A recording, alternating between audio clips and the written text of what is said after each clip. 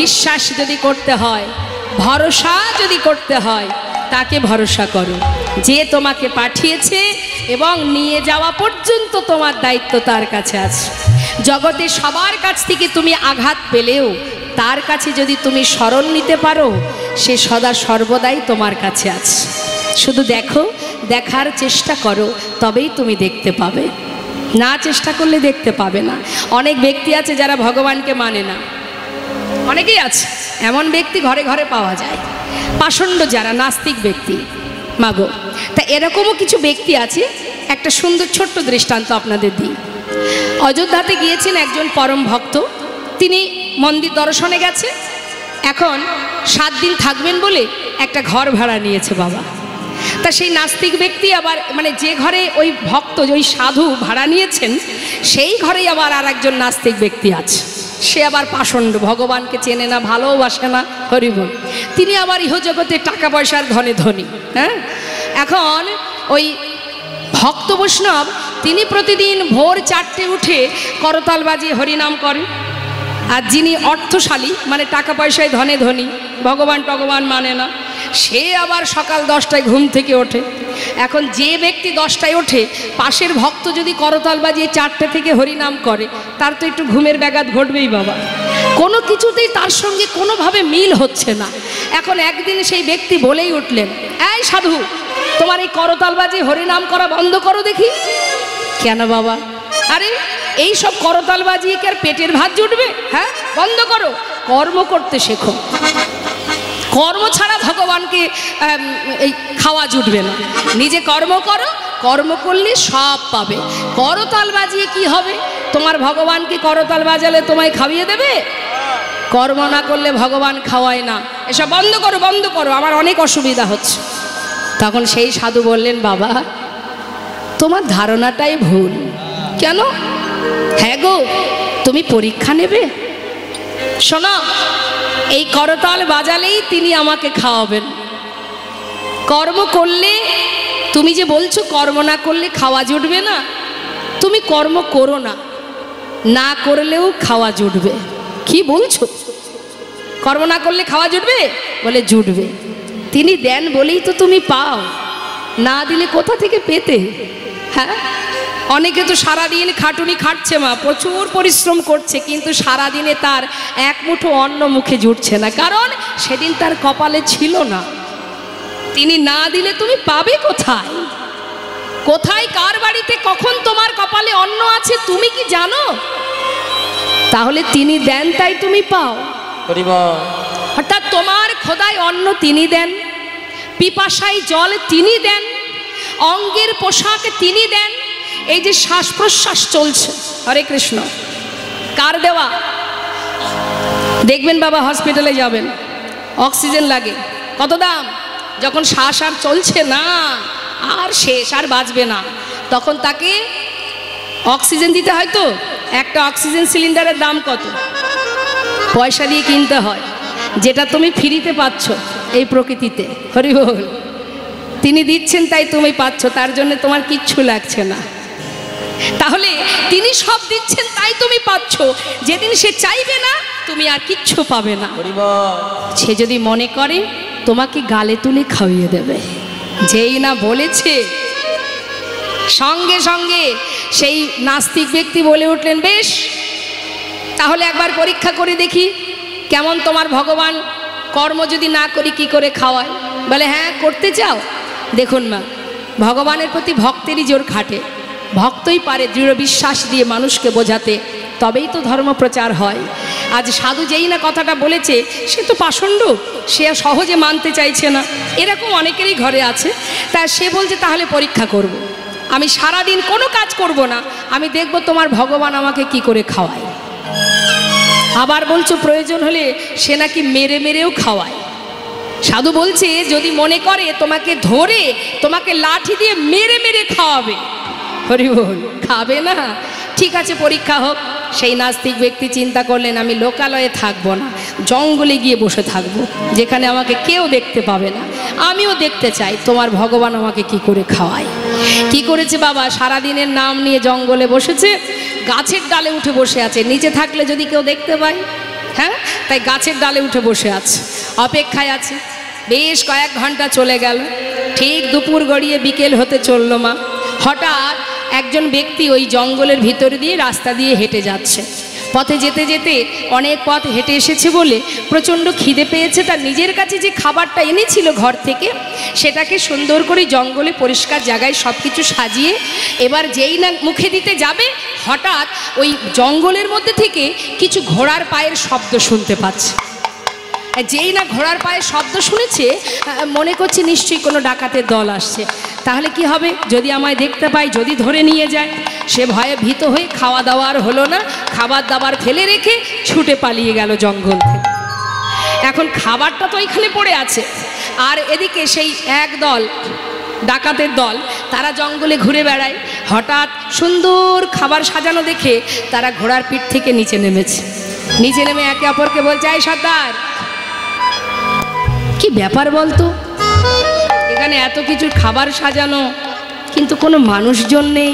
হ্যাঁ, তবে কি কেউ জাল টাল পাতিয়েছে নাকি আমাদের ধরার জন্য? নিশ্চয়ই কোনো ফাঁদ পেতেছে আমাদের ধরার জন্য, না হলে এত সুন্দর খাবার একেবারে 56 ব্যঞ্জন সাজানো। হ্যাঁ, কেউ না কেউ এটা করেছে। তবে হ্যাঁ, করেছে না? তখন আরেকজন বলছে, সর্দার, যে করেছে এই কাজটা, মানে যে জালটা পাতিয়েছে না, আমার মনে হচ্ছে সে আশেপাশে কেউ লুকিয়ে আছে কোথাও, খুঁজে দেখো।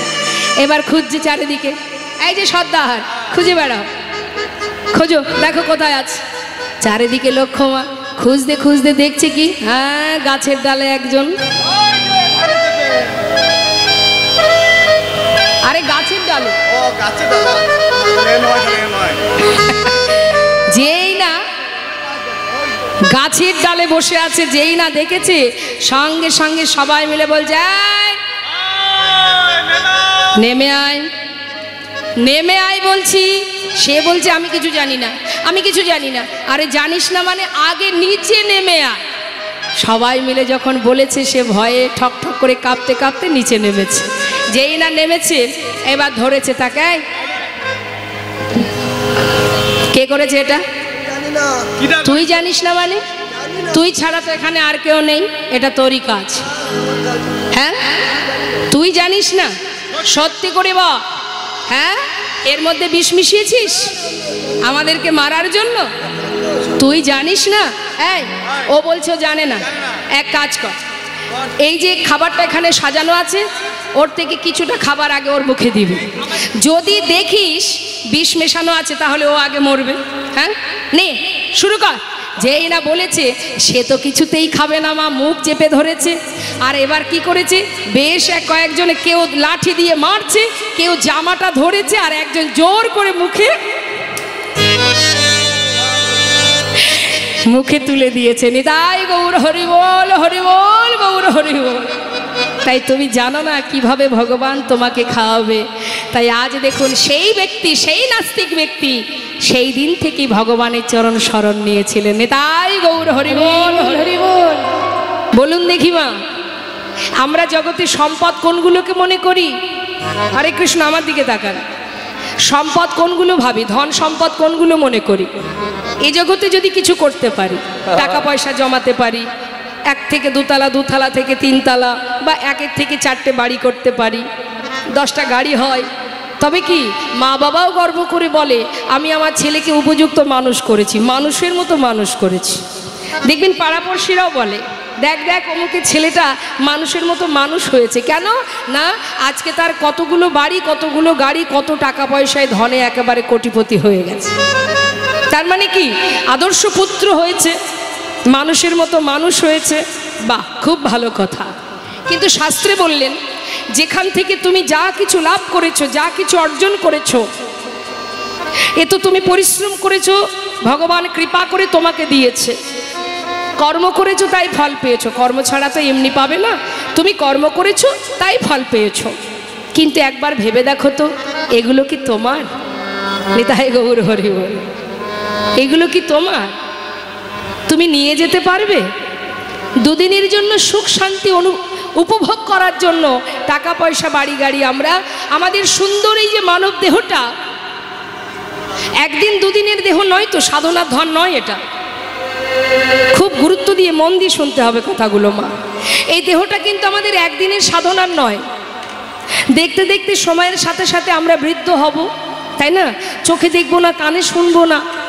তাহলে এই দেহটা, এটা যদি আমার হতো, তাহলে এটা ছোট থেকে বৃদ্ধ পর্যন্ত আমরা একইভাবে যত্ন সহকারে রেখে দিলে আমাদের একই রকমই থাকতো। কেন? যতই তুমি দেহের যত্ন করো, যতই সেবা যত্ন করো, যতই তুমি দামি দামি ক্রিম মাখো নিজের যাতে স্কিনটা গুটিয়ে না যায়, গ্ল্যামার নষ্ট না হয়, কিন্তু ধরে কি রাখা যাচ্ছে? প্রকৃতির সৃষ্টি, প্রকৃতি একটু একটু করে আবার কেড়েও নেবে। তাহলে প্রকৃতিটা কার সৃষ্টি? যে প্রকৃতি আমাকে সৃষ্টি করলো, সেই প্রকৃতিটা কার সৃষ্টি? সেই প্রকৃতি যিনি সৃষ্টি করেছেন, যিনি অনাদির আদি, যিনি করুণাময়, যিনি গোবিন্দ, তারই সৃষ্টি এই পৃথিবী, তারই সৃষ্টি এই পৃথিবী, এই ধরা, এই ধরিত্রী, তারই সব। তুমি দেখভাল করছো, ম্যানেজারই করছো, দেখাশোনার দায়িত্ব তোমাকে দেওয়া হয়েছে। তাই বলে তুমি এটা ভেবো না যে তুমি মালিক। না, তোমার আগে অন্য কেউ ছিল এখানে, সে নেই বলে তুমি বসে আছো। আবার তুমি যখন চলে যাবে দেখবে সেইখানে আরো একজন এসে বসে আছে, সে তোমার সন্তান বা যে কেউ। হরি বল। তাহলে কে তোমার? দেহটাও তোমার নয়। এ জগতে যা কিছু আছে কোনোটাই আমার নয়। যতই তুমি যাই করো না কেন, দুদিনের জন্য আসা, কৃষ্ণ ভজনের জন্য আসা। 84 লক্ষ জনই ভ্রমণ করে তবেই এই মানব দেহ। কর্ম করো, সংসারে তোমার কর্ম করো, তুমি অর্থ উপার্জন করো, ছেলে মেয়ের ভবিষ্যৎ করো, অবশ্যই করো। সংসার করতে গেলে এগুলো করতে হয়, কিন্তু করলে কি হবে? তার সাথে সাথে তোমার নিজেরও কিছু কাজ আছে, সে কাজগুলো করো। নিজের কাজটা কি? কৃষ্ণ ভজিবার তরে সংসারে আইল, মিছে মায়ায় বিদ্ধ হয়ে বৃক্ষ সম হইল। কৃষ্ণ ভজন করব বলে এসেছিলাম। তোমার সন্তানকে তুমি লালন পালন করছো, সবই করো। রাধারানী আয়ানের ঘরণী হয়ে রন্ধন করেছে, কর্ম করেছে, সবই করেছে, কিন্তু তার মন ছিল কোথায়? গোবিন্দ চরণ, গোবিন্দের কাছে। তাহলে তুমিও তাই করো।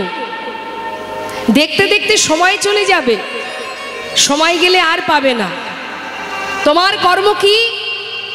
তুমি কৃষ্ণ ভজন করো, এদিকে হাতে কর্ম করো। কলিযুগে এমন একটা সহজ উপায় আমাদের দিয়েছেন ভগবান। অন্যান্য যুগে ভগবানকে পেতে গেলে তার জন্য অনেক আগে থেকে তার জন্য ব্যবস্থা করতে হতো।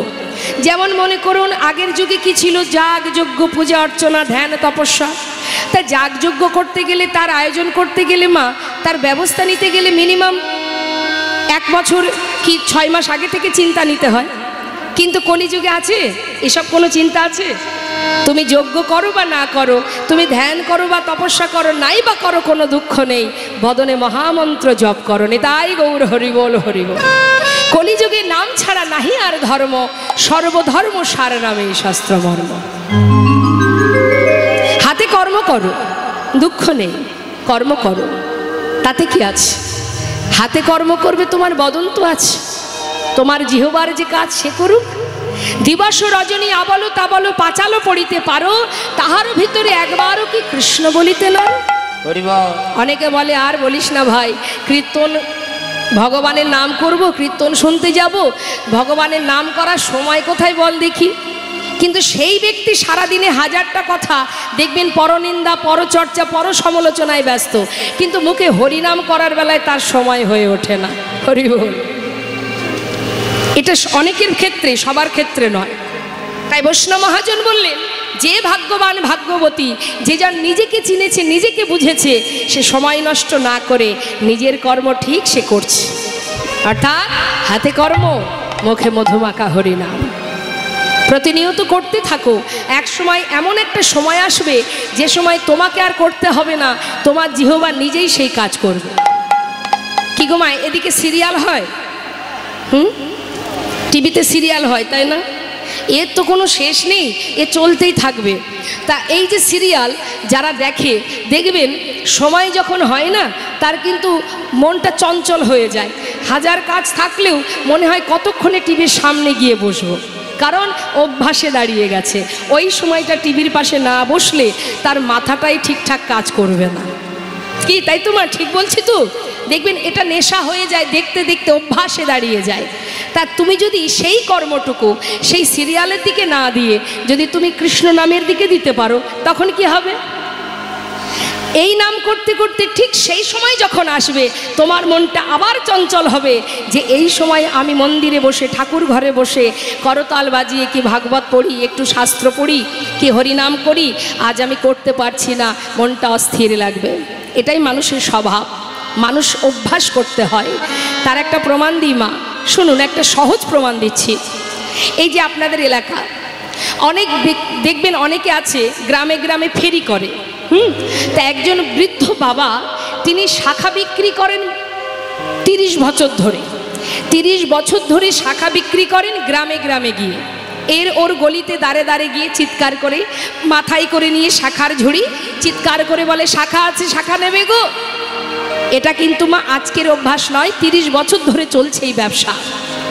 এখন এই ব্যবসা করতে করতে এই যে মুখে বলে না প্রতিনিয়ত, বলতে বলতে বলতে বলতে তার 30 বছর হয়ে গেল। যখন তিনি বৃদ্ধ হয়ে গেলেন, খুব গুরুত্ব দিয়ে কথাটা বুঝবেন, যখন 30 বছর হয়েছে তখনও সেই বাবা সেই শাখা বিক্রি করছেন, মাথায় করে নিয়ে গ্রামের ভিতরে দিয়ে বিক্রি করতে করতে ফাঁকা মাঠের মধ্যে চলে গেছে। সেখানে গিয়েও আপন মনে বলছে শাখা আছে, শাখা নেবে গো, শাখা আছে, শাখা নেবে গো। এমন সময় এক ভদ্রলোক দেখা হলো। সে বললেন, এই যে ও দাদু, এখানে তো কোনো জনবসতি নেই, এখানে তোমার কি দরকার বলার? আবার যখন লোকালয়ে যাবে তখন বলবে। তখন সেই বাবা বলে উঠলেন, ওরে খোকা, 30 বছর হয়ে গেল এই বিক্রি করতে করতে, বদনে জিহবাতে এই কথাটা বলতে বলতে 30টা বছর পার করেছি। এখন এটা জনবসতি না ফাঁকা ময়দান সেদিকে আমার কোনো খেয়াল নেই। আমার জিহবা সে তার কর্ম করে যাচ্ছে, নিতাই গৌর হরিবোল হরিবোল। তাই মাগো, আপনি প্রতিনিয়ত গুরুমন্ত্র জপ করবেন, ঘরের মধ্যে বসে শুদ্ধ বসনে গুরুমন্ত্র জপ করবেন। জপ করতে করতে এমন একটা সময় আসবে বাবা, দেখবেন আপনার জিহবা সে কিন্তু আপনি কর্ম করছেন কিন্তু ওই মন্ত্র বারবার আপনার জিহবায় চলে আসবে। মানুষ অভ্যাস করলে সবই পারে। তাই আজ বৈষ্ণব মহাজন বললেন, হে জীব, সময় গেলে আর পাবে না, সময় গেলে আর পাবে না। কৃষ্ণ বলার বদন পেয়েছো, সেবা দেওয়ার হাত পেয়েছো, দেখবার নয়ন পেয়েছো, ধরে রাখবার হৃদয় পেয়েছো। সময় যদি চলে যায় মনুষ্যকুলে জন্ম পাওয়াই বৃথা হয়ে যাবে। তাই মহাজন বললেন, যদি ভালোবাসতে পারো, সম্পদ ধন ঐশ্বর্য একমাত্র গৌর চরণকে নিজের ধন সম্পদ মনে করো। এটা তোমার নিজের, এই জগতে যা করছো সেটা তোমার নয়, তোমার সংসার, ছেলে মেয়ে, আত্মীয় পরিজনের জন্য। আর কৃষ্ণ ভজনে যেটুকু কর্ম করবে সেটুকু তোমার থাকবে, তার ভাগ তো কেউ নিতে পারবে না, সেটা তোমার কর্ম। তাই বৈষ্ণব মহাজন বলছেন পদাবলিতে, ওরে শ্রী গৌরঙ্গে দুটি পদ, হরি যার ধন সম্পদ, সে জানে ভক্তি রস। ও গো, সে জানে, সেই জানে, সেই জানে ভক্তি রস, সেই তো জানে গো, সেই তো জানে গো, বলি সেই তো জানে গো, সেই তো জানে গো, যে জন গৌর চরণ ভজে সেই তো জানে গো, গৌর চরণ ভজে সেই তো জানে গো, ওই পঞ্চরসের রসা সাধন সেই তো জানে গো, পঞ্চরসের রসা সাধন সেই তো জানে গো, ওই ব্রজরসের রসা সাধন সেই তো জানে গো, ওই ব্রজরসের রসা সাধন সেই তো জানে গো, সে জানে ভক্তি রস।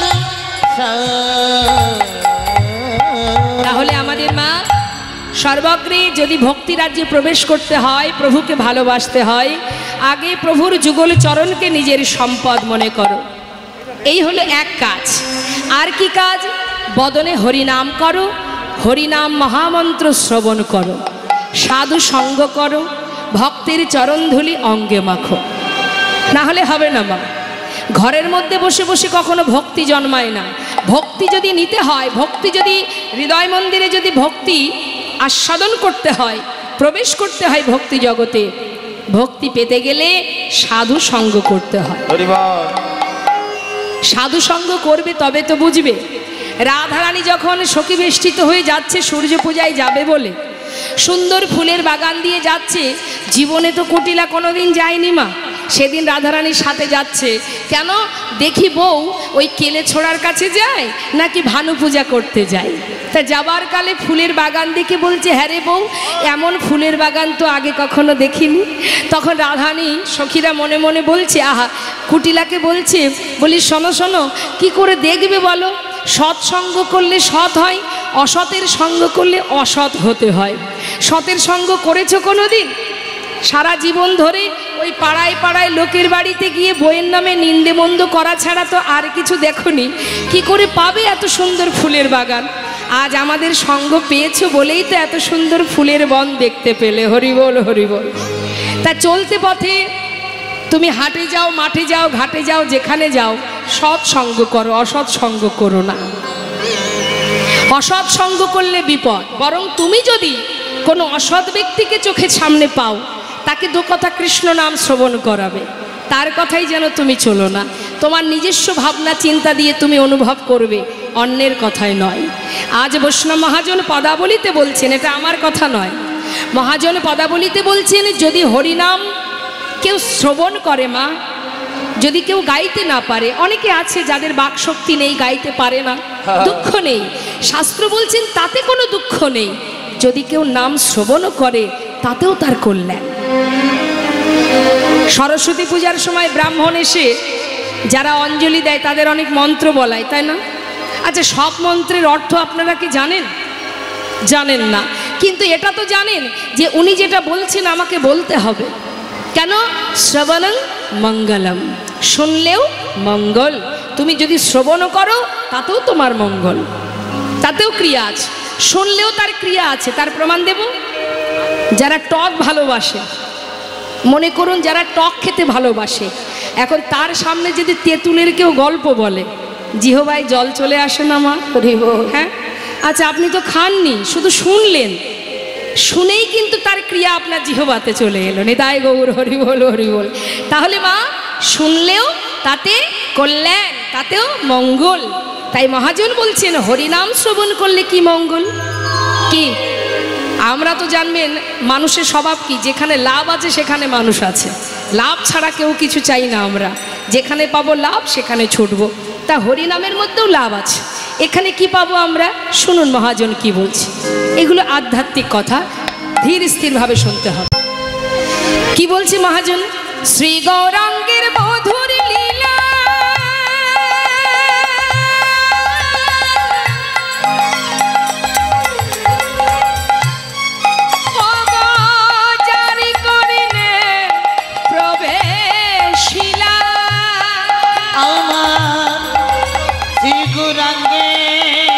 মধুর মধুর লীলা। হরিবল। ও গুজারি করলে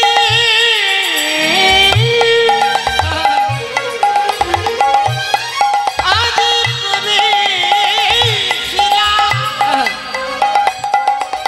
যার কর্ণে প্রবেশিলা, লীলা যদি কানে ঢোকে, নাম যদি কানে ঢোকে, কি হবে? এই হৃদয় নির্মল ভেলতা, হৃদয় নির্মল ভেলতা, অজ্ঞানাধার যাই গো দূরে, অজ্ঞানাধার যাই গো দূরে। যে জন হরিনাম শ্রবণ করে, ও তার অজ্ঞানাধার যাই গো দূরে। হরিনাম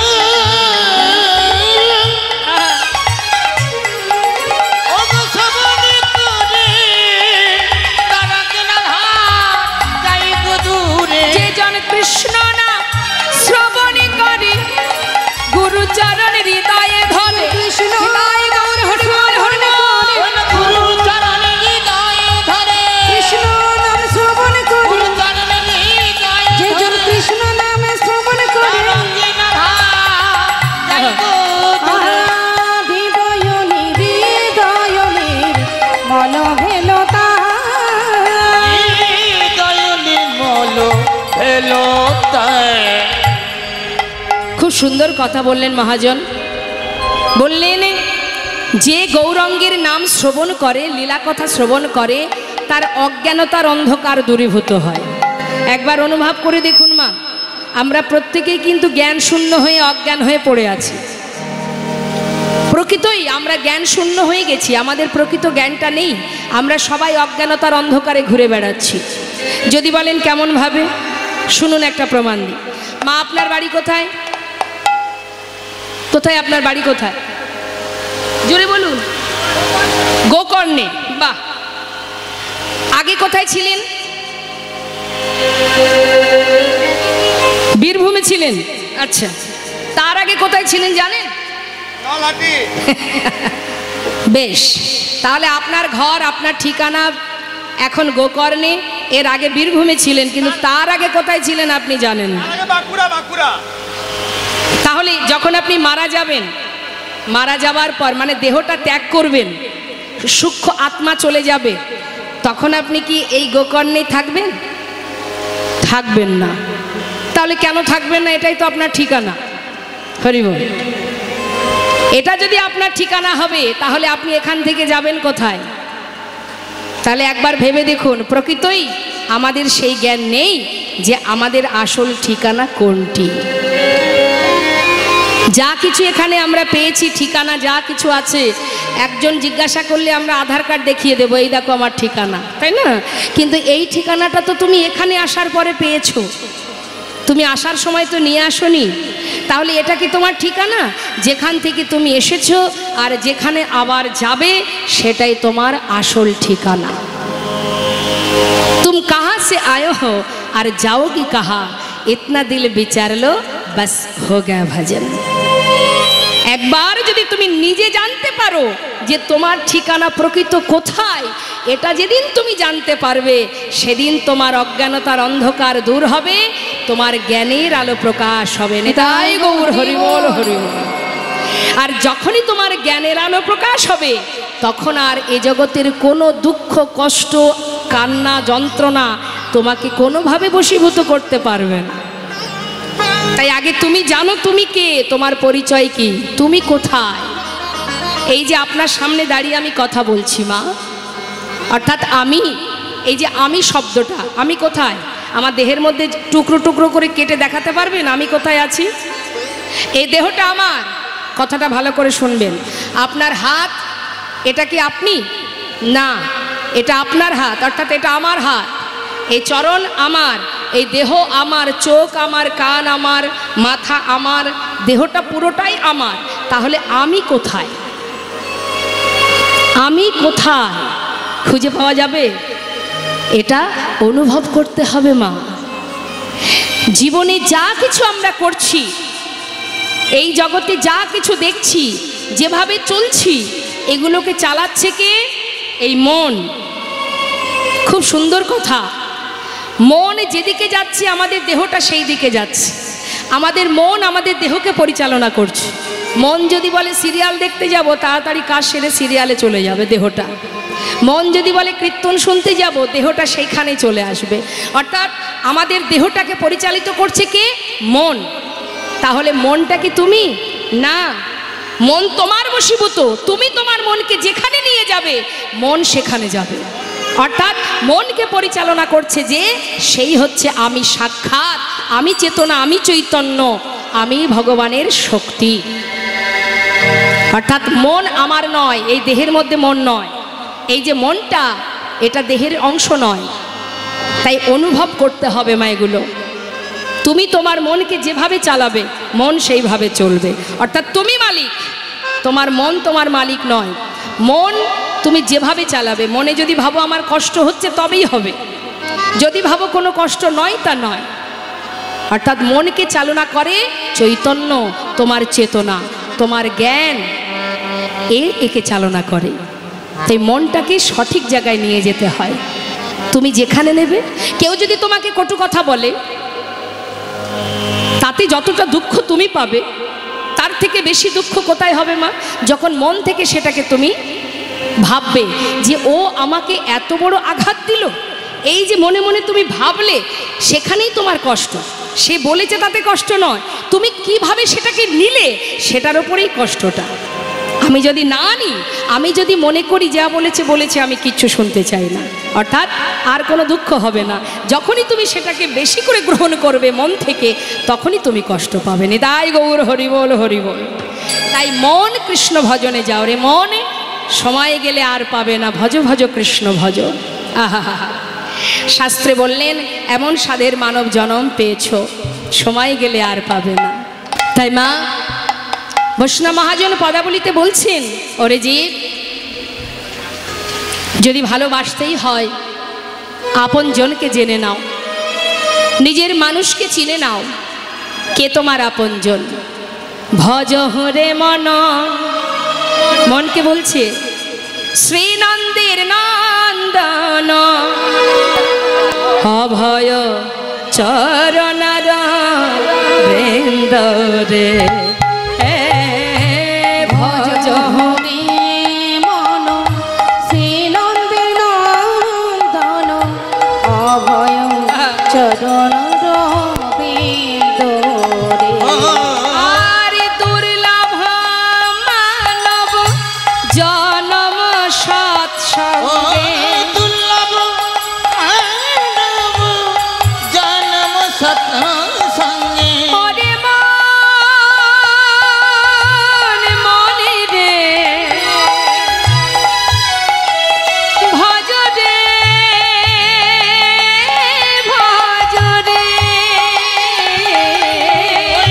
দুর্লভ মানব জন্ম সৎসঙ্গে। দুর্লভ মানব জনম সৎসঙ্গে, তরহি রে ভব সিন্ধু রে। ভজ হুরে মন শ্রীনন্দী নন্দন, অভয় চরণার বিন্দরে। মহাজন বলছেন কি, শোনো শোনো, কদিন রহিবে এ ভব মাঝিয়া, অবিলম্বে কর যাহা করিবা। মনে রে মনে রে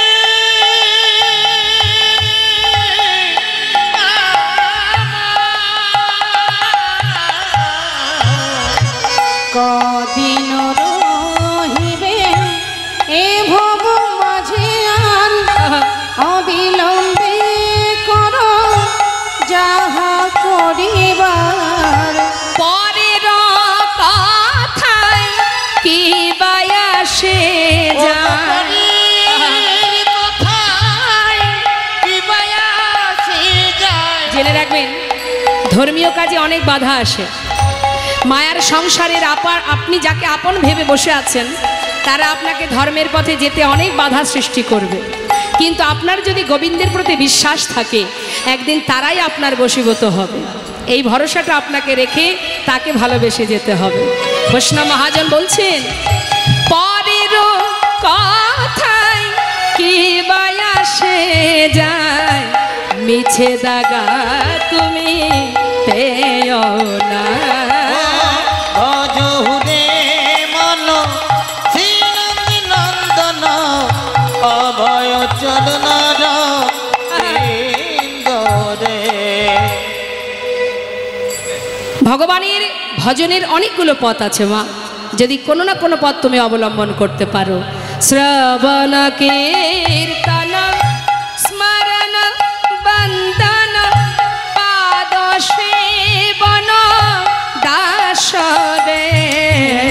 শ্রবণ কীর্তন স্মরণ বন্ধন, পাদ সেবন দাসে রে।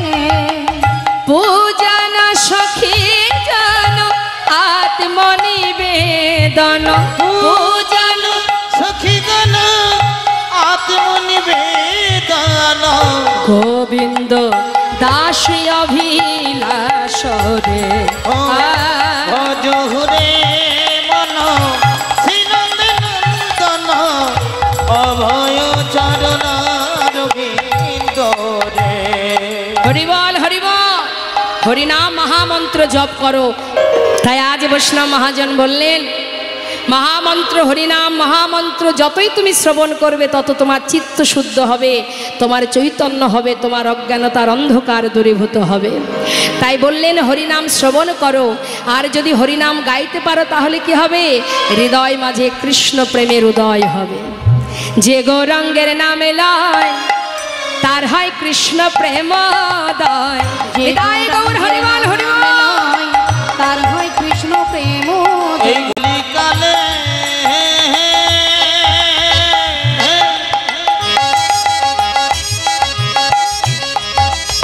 যে গৌরাঙ্গের নামে লয়, তার কিতাব জ্বালা দূরে যাবে। এই মধুর কৃষ্ণ নামে আর হরি নামে তোমরা ভজ ভজ একবার হরি নাম ভজ, তোমাদের কিতাবে জ্বালা আর রবে না। যে গৌরাঙ্গের নামে লয় তার হয় কৃষ্ণ প্রেমোদয়। তবে মই যায় বলিহারি, তারে মই যাই বলে আদি, কইলা তারে মুই যাই বলে হারি। তারে মই যাই বলে হারি। হঠাৎ হরিনাম যদি বদনে কেউ উচ্চারণ করে হৃদয় মাঝে কৃষ্ণ প্রেমের উদয় হয়। তো আমরা চাইবো সবাই মিলে একবার এই সাধুর বাজারে বসে একবার প্রাণ ভরে সবাই মহামন্ত্র জপ করব। হ্যাঁ কি মা, ইচ্ছা আছে হরিনাম করার? হ্যাঁ তাহলে হাত তুলুন দেখি। এদিকে বাবারা যারা আছেন দু হাত তুলে একবার মহামন্ত্র জপ করুন। বলা যায় কার কখন শেষ নিঃশ্বাস ত্যাগ হয়। এখন আছি, একটু পরে আমি নাও থাকতে পারি, কি তাই না মা? তা যদি চলে যায়, যত সময় আপনাদের মতো ভক্ত সঙ্গ পেয়েছি, একবার দু হাত তুলে মহামন্ত্র জপ করে নিই দেখি। হাত তুলুন সবাই একসঙ্গে। যে যে হরিনাম করবেন হাত তুলুন। ওমা এইটুকু তুলছেন কেন? হরিনামে অলসতা করবেন তা? হায় হায় হায় হায়, তুলুন তুলুন তুলুন। হ্যাঁ আজকের দিনের এই যে আপনারা ভগবানের জন্য দুহাত তুলে হরিনাম করছেন, এটাও তো চিত্রগুপ্তের খাতায় তোলা হবে। যেদিন সেখানে বিচারে বসবেন তখন তো আপনি বলতে পারবেন যে গোকর্ণতে গিয়ে আমি সাধুর বাজারে বসে দুহাত তুলে হরিনাম করেছিলাম। বলতে পারবেন কি না? তাহলে সুযোগ নষ্ট করবেন কেন? তুলুন হাত। হরিবল হরিবল। ও গোবরহাটি, হ্যাঁ ঠিক ঠিক ঠিক আছে, তুলেছেন। হ্যাঁ একসঙ্গে তবে হরিনাম করবেন জোরে জোরে কণ্ঠস্বরে চিৎকার করে। মহামন্ত্র তো, মহামন্ত্রের অর্থ হচ্ছে সংকীর্তন, সকলে একসঙ্গে গাওয়া হয়। হ্যাঁ হরে কৃষ্ণ কৃষ্ণ কৃষ্ণ হরে হরে হরে হরে রাম রাম রাম রাম হরে হরে। বলুন হরে কৃষ্ণ।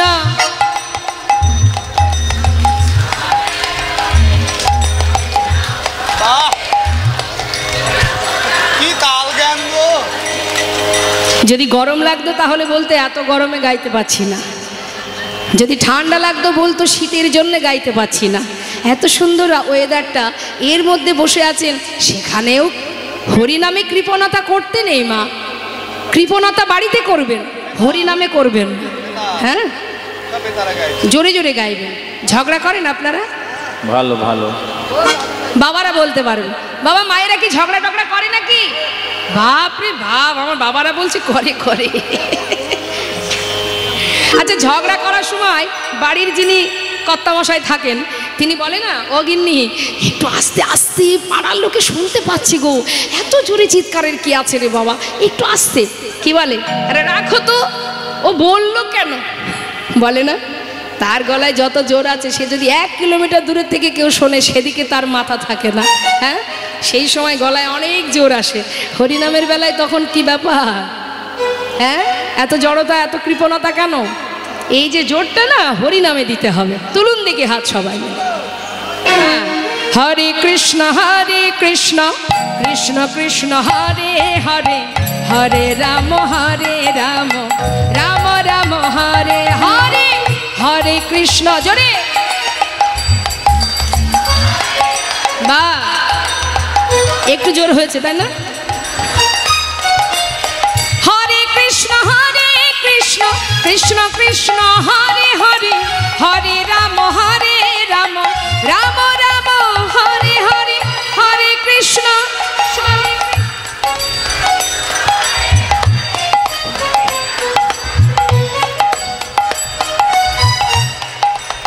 হরে কৃষ্ণ হরে কৃষ্ণ কৃষ্ণ কৃষ্ণ হরে হরে হরে রাম বিদায় গৌর হরি বল হরি বল রাম হরে বলো হরে কৃষ্ণ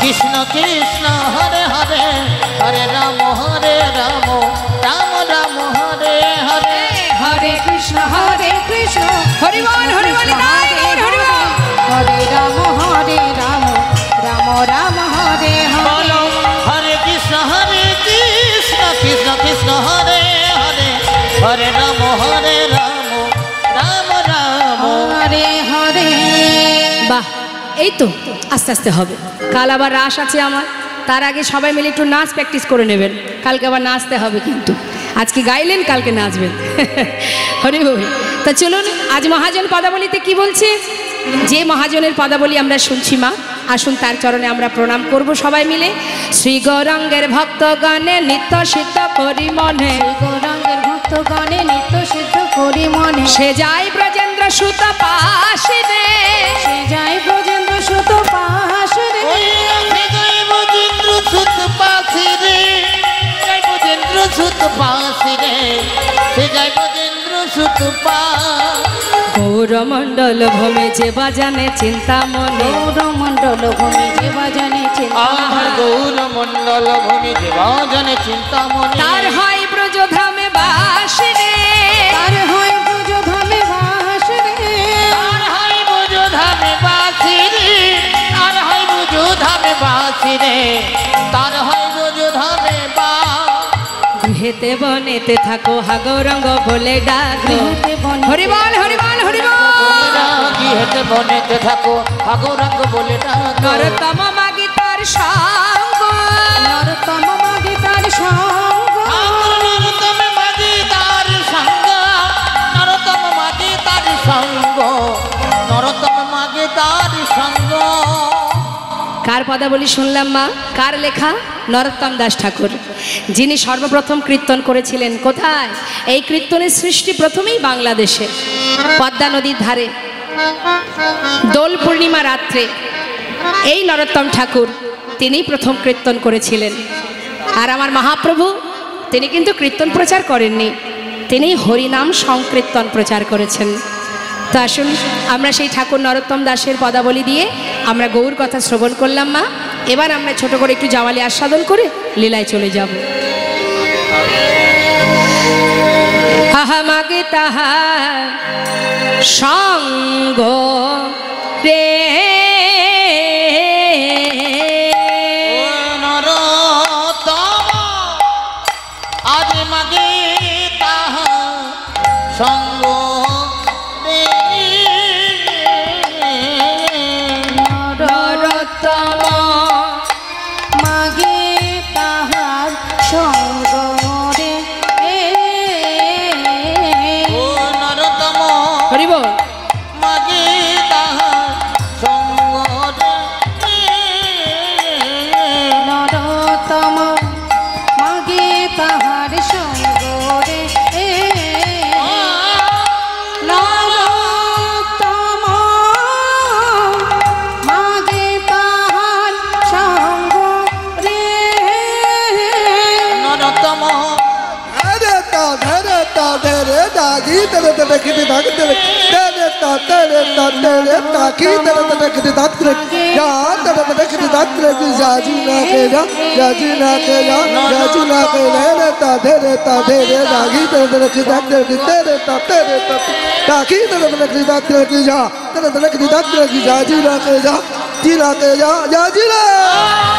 নরতম মাগে তাহার সঙ্গ রে নরতম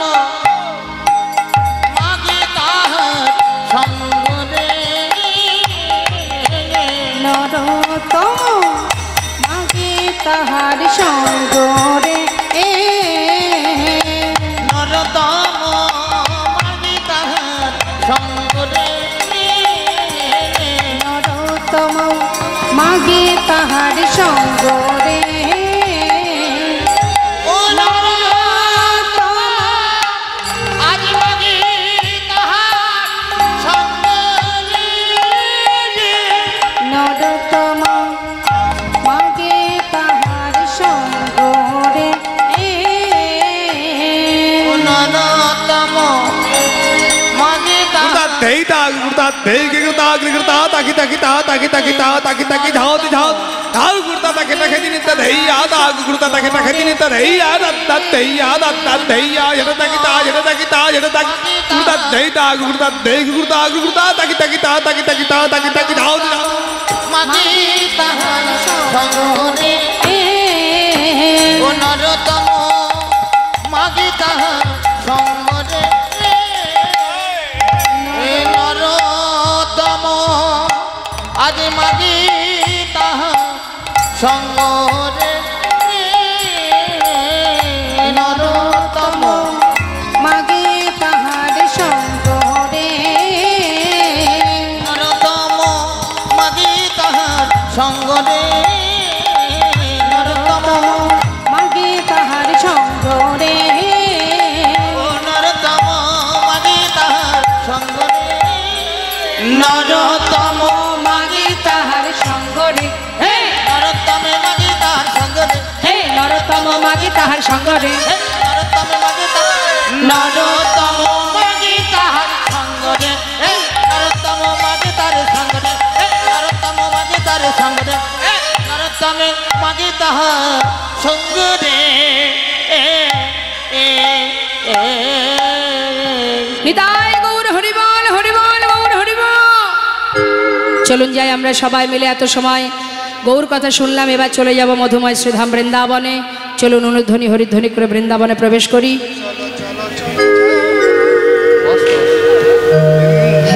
মা বৃন্দাবনের রাজাকে, বৃন্দাবনের রাজাকে জোরে বলুন, রাধা রানী রাধে রাধে।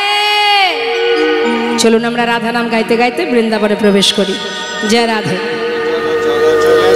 চলো চলো চলে যা আচ্ছা বৃন্দাবনে চলো রে সবাই, চলো চলো চলে যাই বৃন্দাবনে চলো রে সবাই চলো চলো চলে যাই বৃন্দাবনে চলো রে সবাই শ্রীমতীর সাথে লয়ে, আহা শ্রীমতীর সাথে লয়ে হোলি খেলেছে কানাই। চলো চলে যাই বৃন্দাবনে চলো রে সবাই একবার চলো চলে যাই বৃন্দাবনে চলো রে সবাই হরিব দুহাত তুলে হাতে তালি দিয়ে, হ্যাঁ রাধে রাধে বাবা হরিব।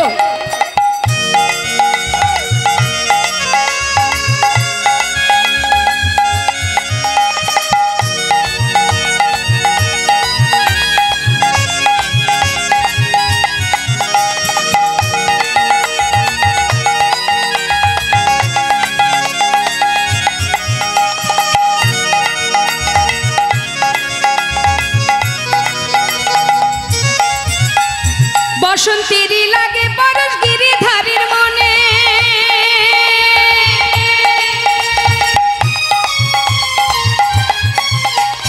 ফাগের রঙে খেলে হরি রাধা রানীর সনে। বসন্তেরই লাগে পরশ গিরিধারে মনে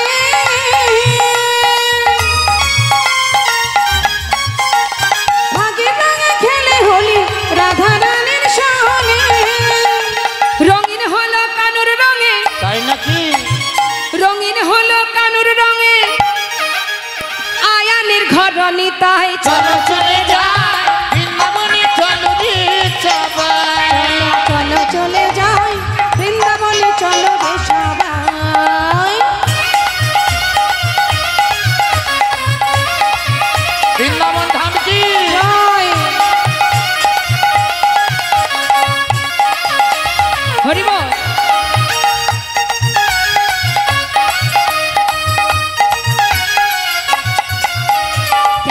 খেলা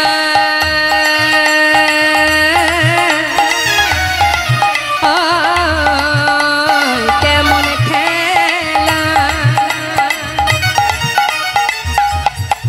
দেখো কেমন খেলা, আহা কেমন খেলা খেলে আমার মদন মোহন, প্রেমের রঙে রাঙায় হয় অবলারি মন। কেমন খেলা, আয় কেমন খেলা খেলে দেখো মদন মোহন, প্রেমের রঙে রাঙায় হয় অবলার মন। কি বললেন?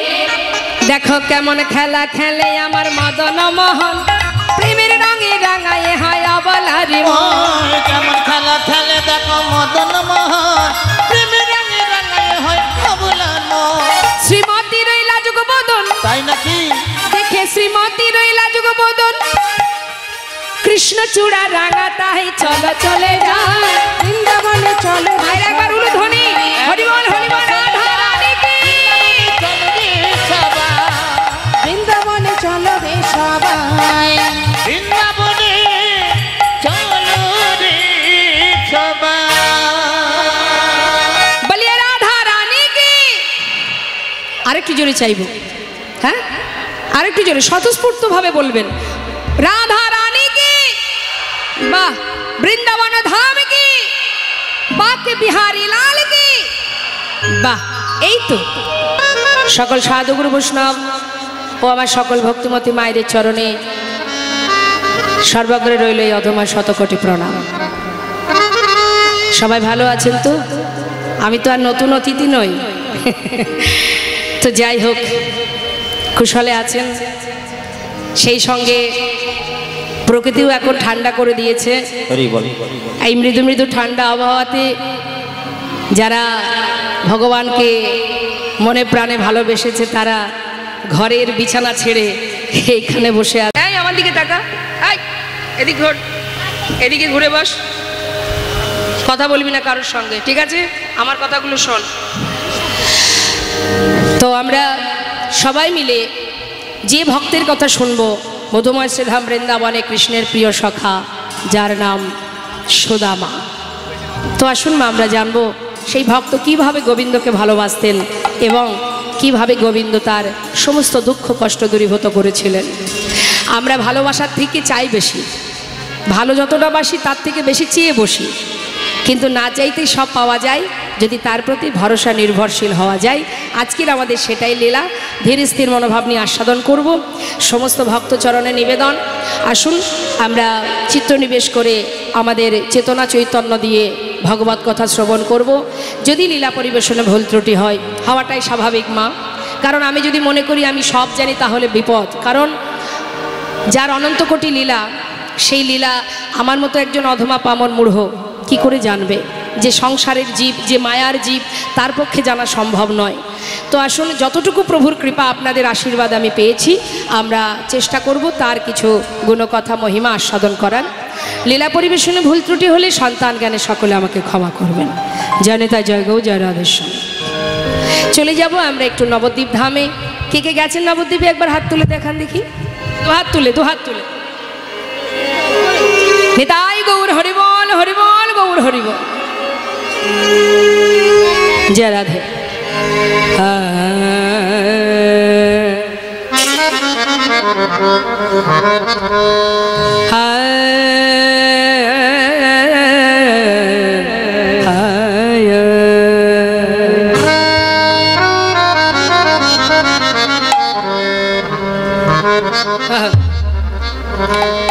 শ্রী গৌরঙ্গের দুটি পদ ও ও হে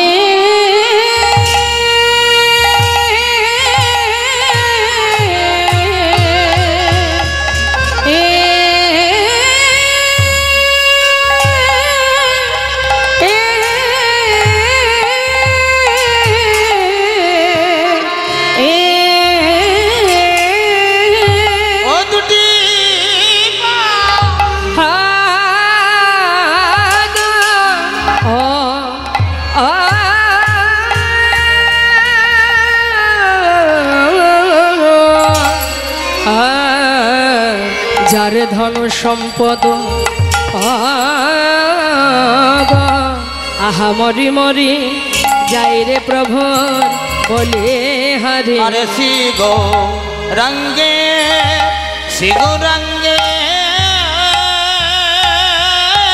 হরি বল দুটি পদ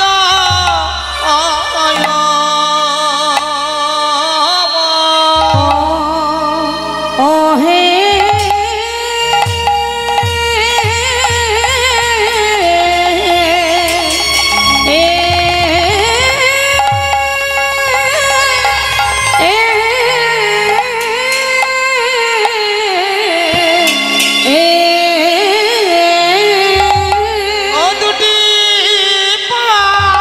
দেখো দেখো কিনা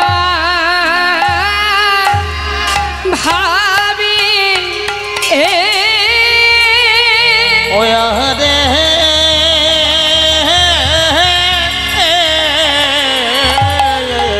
কিনা ভাবে ও ও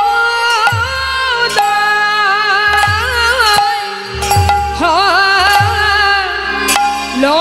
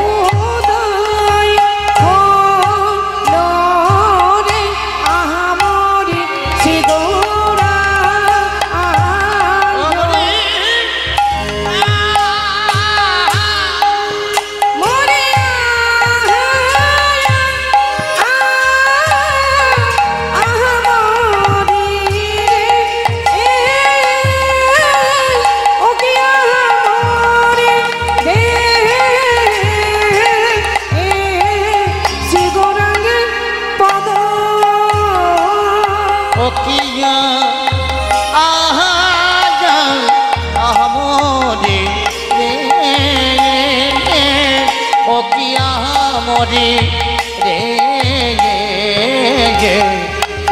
গৌরাঙ্গে পদ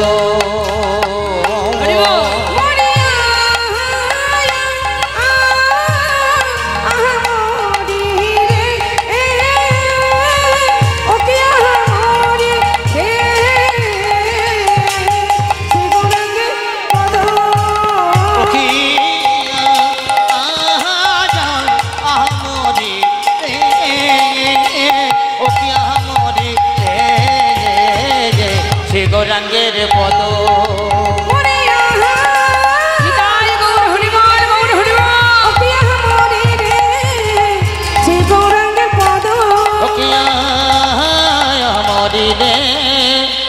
মরি শ্রী গৌরাঙ্গে দুটি পদ ও শ্রী গৌরাঙ্গের দুটি পদ দেখো যার ধন সম্পদ সে জানে ভকতির শোষা ওগো সে জানে ভকতির শোষা ভক্তি রাজ্যে যদি প্রবেশ করতে হয় শাস্ত্রী বৈষ্ণব মহাজন আমাদের কিছু পথ দেখালেন। মহাজন যারা মুনি ঋষি বৈষ্ণবগণ অনেক সাধনায় আজ ভগবান করুণাময় যিনি অনন্ত কোটি বিশ্ব ব্রহ্মাণ্ডের মালিক, যার মহিমা পদাবলী দ্বারা আমাদের মতো সাধারণ জীবের কাছে পৌঁছে দিয়েছেন, সেই মহাজনের দ্বারাই মহাজনের জন্যই যে সকল মহাজন যে সকল বৈষ্ণবগণ এই পদাবলী লিখেছেন তাদের জন্যই আমরা গোবিন্দকে জানতে শিখেছি, বুঝতে শিখেছি, নিজেদেরকে চিনতে শিখেছি। তা আমাদের একটু কথার মধ্যে ধ্যান দিতে হবে পদের মধ্যে। মা মহাজন বলছেন যদি ভক্তি আস্বাদন করো, ভক্তি রাজ্যে প্রবেশ করো, তাহলে তোমাকে এই পথ অবলম্বন করতে হবে। কি পথ? অনেক কষ্ট, অনেক অর্থ ব্যয় করতে হবে না। কি পথ? বললেন শ্রী গৌরাঙ্গের দুটি পদ যার ধন সম্পদ। সবার আগে নিজের ধন সম্পদ মনে করতে হবে, সেটা হলো গৌরহরির যুগল চরণকে। নিতাই গৌর হরি বল, হরি বল।